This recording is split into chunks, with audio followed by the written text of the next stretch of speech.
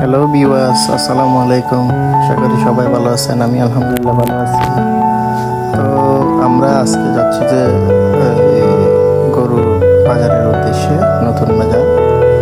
আমরা এসে গেছি গরুর বাজারে। পরিবেশটা মোটামুটি খুব ভালো ছিল।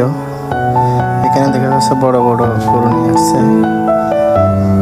তারপরে দেখা যাচ্ছে যে বিশাল গরুর বাজারে মানুষের সংখ্যাও অনেক বেশি, ক্রেতা বিক্রেতা উভয় দর কষাকষির মাধ্যমে গরু বেশি পরিমাণ বিক্রি হচ্ছে।